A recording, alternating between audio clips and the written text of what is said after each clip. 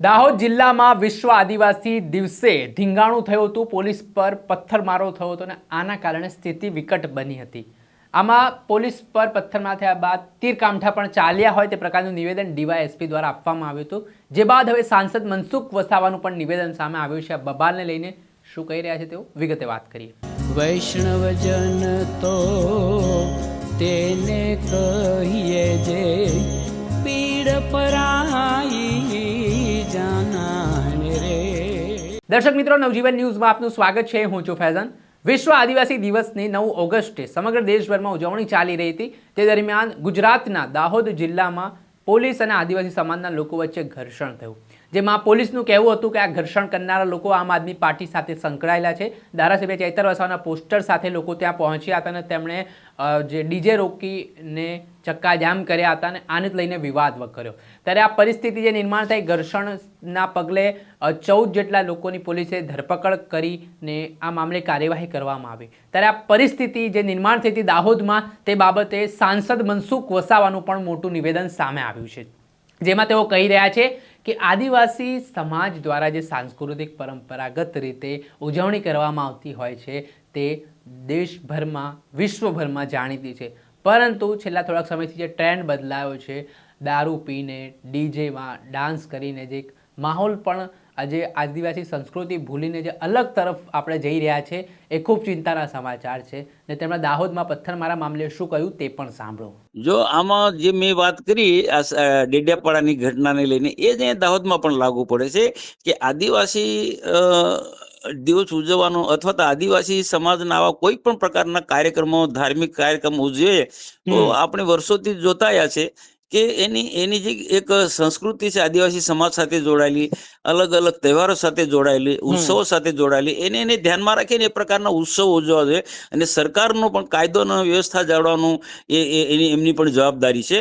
તો પોલીસ રીતના એને કાયદો અને વ્યવસ્થા એને રૂટ આપેલો હોય એ રૂટ પર જવું જોઈએ અને કેટલાક કોઈક આવા તીક્ષ્ણ હથિયારો પણ ના લઈ જવા। માન લો કે કોઈક આ તો પોલીસ પર હુમલો કરે, ઘણી જગ્યાએ એવી પણ ઘટના કે અંદર પણ ઝઘડાઓ થાય છે। આ તો હથિયારો લઈ જવાની, તીરકામઠા લઈ જવાની આમાં કોઈ જરૂર નથી। ઘણી જગ્યાએ પાડિયા પણ લઈ જાય, કાલ ઉઠીને એવા ઝઘડા થઈ જાય તો હાથમાં હથિયાર હોય તો ગુસ્સો આવે કે હાથમાં વસ્તુ તીક્ષ્ણ હથિયાર હોય, એ તીરકામઠું હોય કે પછી પાડિયું હોય કે પછી હું તો કહું, માન લો કે કોઈ રિવોલ્વર રાખતો હોય તો એને ઓટોમેટિક એનો એ જનૂન આવી જાય, ગુસ્સો આવી જાય છે અને વ્યસન સાથે હોય તો આવી ગંભીર પ્રકારની ઘટના ઘટે। તો આવા ઉત્સવની અંદર આ ઠીક છે, કોઈક ઉત્સવ ઉજવવા માટે તીરકામઠાના બદલે તીરકામઠું રાખે, પણ સાથે એનું જે બાણ હોય છે એ જો લોખંડનું કે એ ના હોવું જોઈએ, કોઈક બનાવટી કે કોઈ કાગળનું કે આવું બનાવેલું હોવું જોઈએ। પેલું ધારિયા છે કે પાડિયા બનાવવાના છે, અમારા વિસ્તારમાં અમે એવું કરીએ છીએ। લાગે તમને પાડ્યું, લાગે તમને તીરકામઠું, પણ ઉપર એને કાગળનું કે પ્લાસ્ટિકનું બનેલું હોય છે। તો આમ એવું કરવું જોઈએ। પણ આવા જે કાર્યક્રમો થાય છે એમાં આયોજકો ખાસ કાળજી રાખવી જોઈએ। અને બીજું કે આદિવાસી ગૌરવ દિવસ, એમાં બધા આદિવાસીઓ, બધા પાર્ટી પોલિટિક્સ થી ઉપર ઉઠીને બધા સમુદાય, અલગ અલગ સમુદાય હોય છે, એ બધાએ ભેગા થઈને આ ઉત્સવ ઉજવવો જોઈએ, નહીં કે કોઈ પાર્ટીના બેનર હેઠળ। આજે ગુજરાતની અંદર મેં જોયું છે, દાહોદ છે, નર્મદામાં છે, માંડવી વિસ્તાર, વલસાડ, સુરત, નવસારી, એ વિસ્તાર, અલગ અલગ જે મેં વિડીયો જોયા એમાં આમ આદમી પાર્ટીના લોકોએ એમના બેનર લગાડીને કેટલીક જગ્યાએ ચૈતર ના પોસ્ટરો લગાડીને આ ઉત્સવ ઉજવ્યો। આ યોગ્ય નથી, આ યોગ્ય નથી। આ આખો પાર્ટીના એના પર જાય છે ને એના આખા ઘણા બધા લોકો એની ટિપ્પણી પણ કરી છે।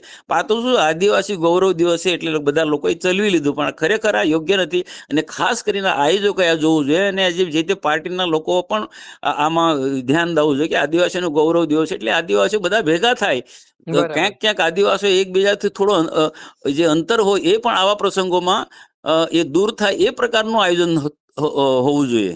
જે આપણે સાંભળ્યા હતા સાંસદ મનસુખ વસાવા, તેમણે આ મામલે મહત્વની પ્રતિક્રિયા સામે આવી છે. સાથે જ તેમણે સમાજના યુવાનોને ખાસ સંદેશો આપ્યો છે કે સાચી સારી પ્રવૃત્તિ તરફ આપણે વળીએ ને આ દારૂ સહિતના જે વ્યસન છે તે તરફથી દૂર થઈએ, શિક્ષણ લઈએ ને આ જે પથ્થરમારા જેવી ઘટના ગંભીર બની છે તે મામલે તેમણે આમ આદમી પાર્ટીને પણ ઘેર્યા. દર્શક મિત્રો, આવા જ નવા વિડીયો સાથે આપણે માહિતગાર કરતા રહીશું, પડે પડના અપડેટો આપના સુધી પહોંચાડતા રહીશું. એટલે તમે આટલું કરો, બસ નવજીવન ન્યૂઝને લાઈક કરો, સબસ્ક્રાઇબ કરો, જેના કારણે તમને નવા અપડેટો મળતા રહે.